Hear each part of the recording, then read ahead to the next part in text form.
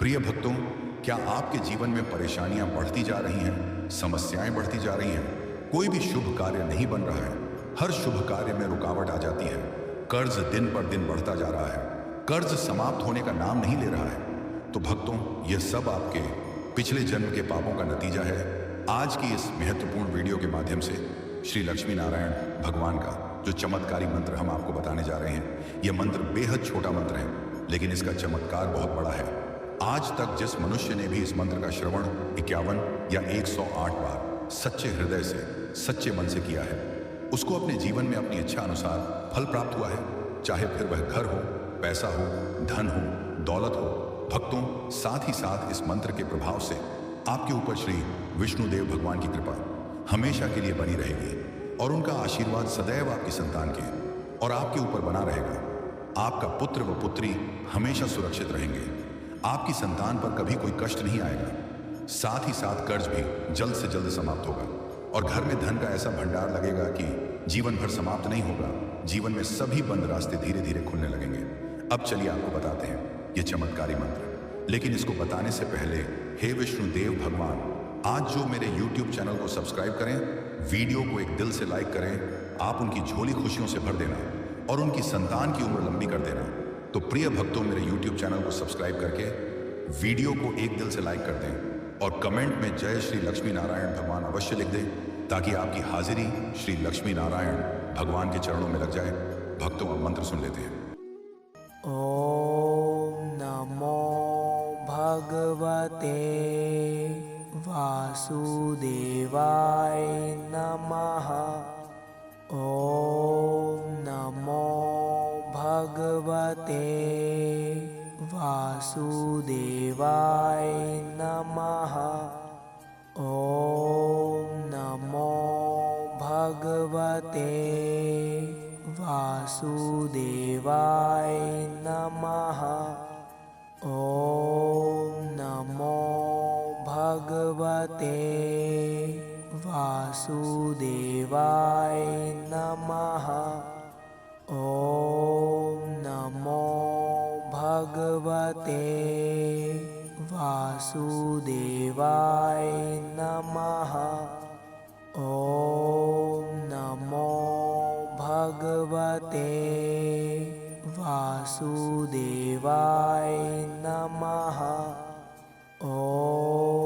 नमो भगवते वासुदेवाय नमः। ॐ नमो भगवते वासुदेवाय नमः। ॐ नमो भगवते वासुदेवाय नमः। ॐ नमो भगवते वासुदेवाय नमः।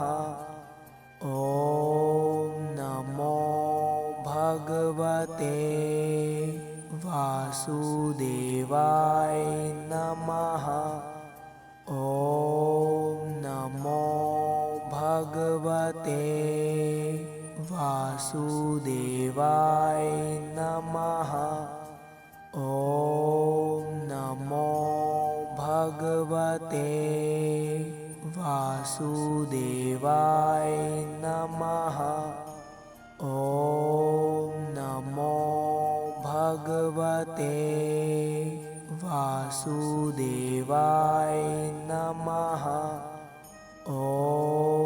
नमो भगवते वासुदेवाय नमः। ॐ नमो भगवते वासुदेवाय नमः। ॐ नमो भगवते वासुदेवाय नमः। ॐ नमो भगवते वासुदेवाय नमः। ॐ नमो भगवते वासुदेवाय नमः। ॐ नमो भगवते वासुदेवाय